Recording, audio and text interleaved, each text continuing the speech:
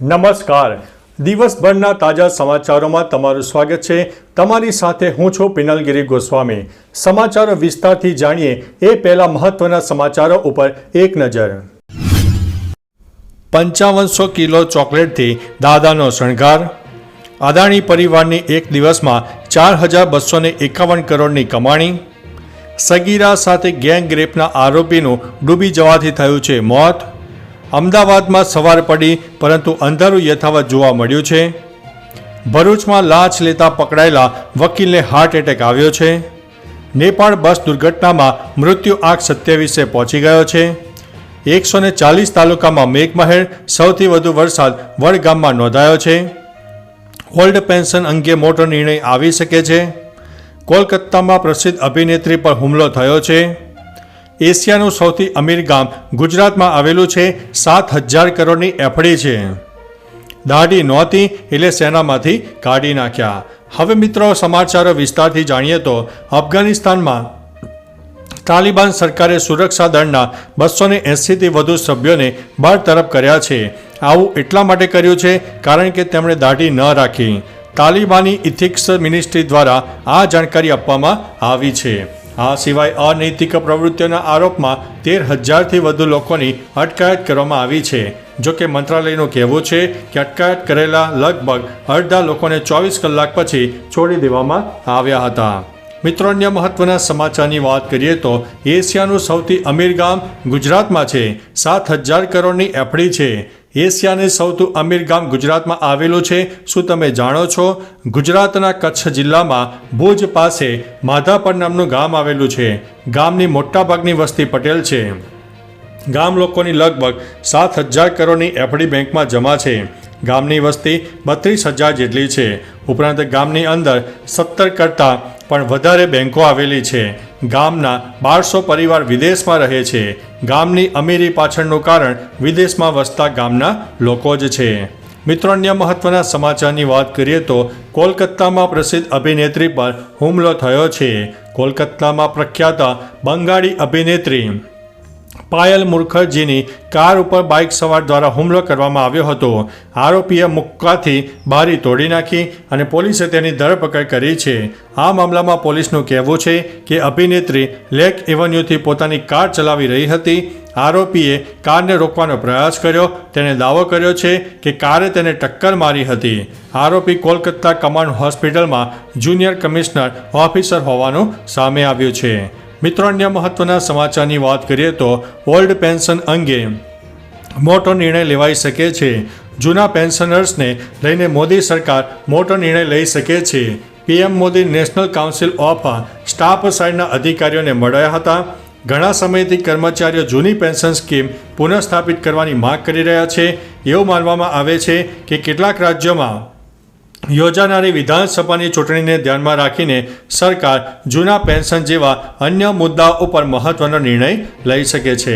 મિત્રો, અન્ય મહત્વના સમાચારની વાત કરીએ તો 140 તાલુકામાં મેઘમહેર જોવા મળી છે.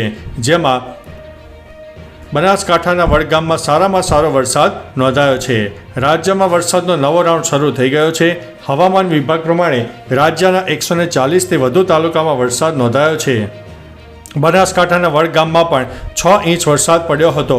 તો આ તરફ સૌરાષ્ટ્ર અને ખાસ કરીને અમરેલીના ગ્રામીણ વિસ્તારોમાં પણ સારો વરસાદ નોંધાયો છે.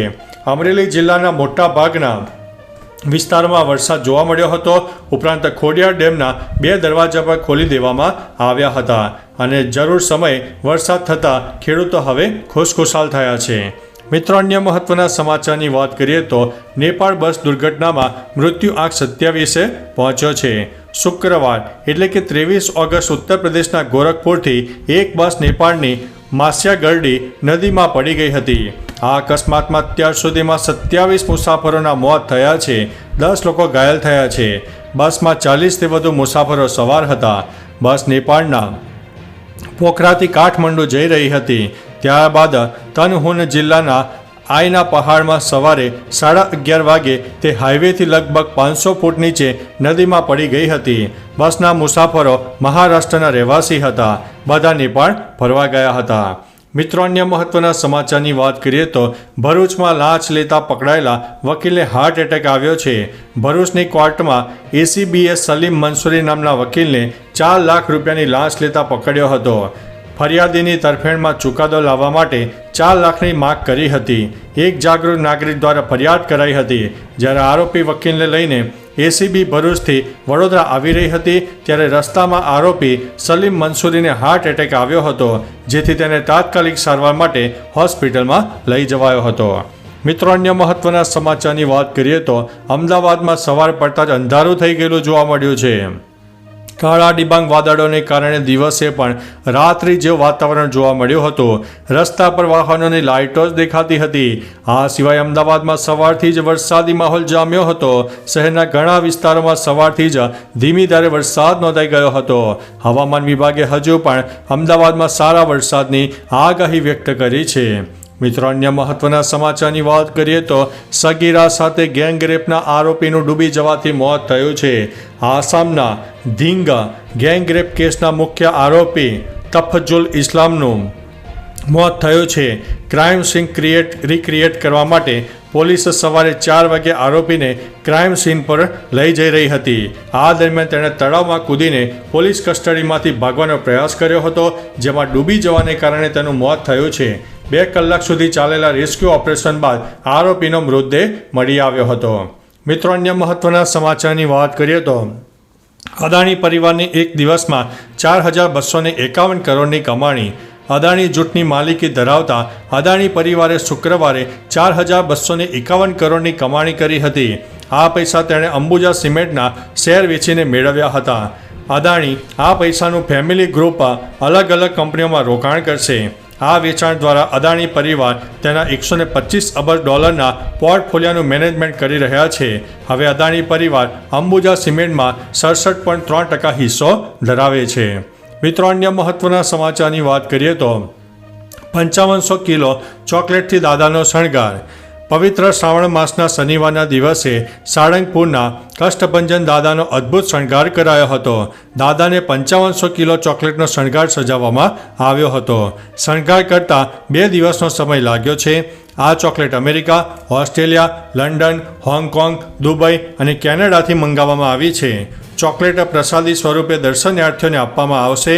દાદાનો અદ્ભુત શણગાર અને શનિવારે દાદાની આરતીનો લાવો નિહાળી શકાય છે. તો અન્ય મહત્વના સમાચારની વાત કરીએ તો બંગાળી અભિનેત્રી પાયલ મુખર્જી પર હુમલો થયો છે. એક બાઇક સવારે તેમની કાર ઉપર હુમલો કર્યો હતો. અભિનેત્રીએ ફેસબુક લાઈવ પર જણાવ્યું કે બાઇકરે તેની કારને બારી ખોલવાનું કહ્યું, પરંતુ તેણે તેની સુરક્ષાને ધ્યાનમાં રાખીને બારી ખોલી નહીં. પછી બાઇકરે મુઠ્ઠી મારીને બારી તોડી નાખી. તેના આખા શરીર પર કાટના ટુકડા લાગ્યા. જોકે પોલીસે તાત્કાલિક ઘટના સ્થળે પહોંચીને બાઇક ચાલકની ધરપકડ કરી છે. મિત્રો, અન્ય મહત્વના સમાચારની વાત કરીએ તો ₹5માં અનલિમિટેડ કોલિંગ અને ડેટા. BSNL તેના ગ્રાહકોને જરૂરિયાતો ધ્યાનમાં રાખીને પ્લાન ઓફર કરી રહી છે. અહીં એક ઓછી કિંમતનો પ્લાન તમને શેર કરવામાં આવી રહ્યો છે. દૈનિક ₹4.90ના નજીવા દરે તમને મળશે અનલિમિટેડ કોલિંગ અને 30 દિવસની વેલિડિટી અને સાથે જ 10 GB હાઈ સ્પીડ ડેટા.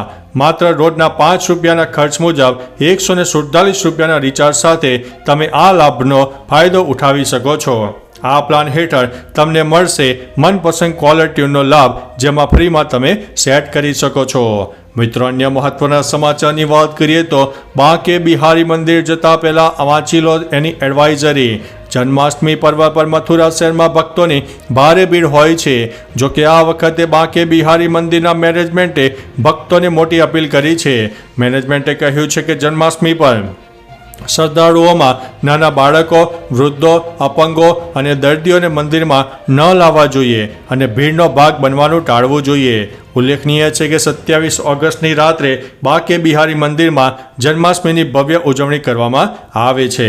મિત્રો, અન્ય મહત્વના સમાચારની વાત કરીએ તો રાજકોટમાં તંત્ર દ્વારા 17 સ્થળોએ ફ્રી પાર્કિંગની સુવિધા.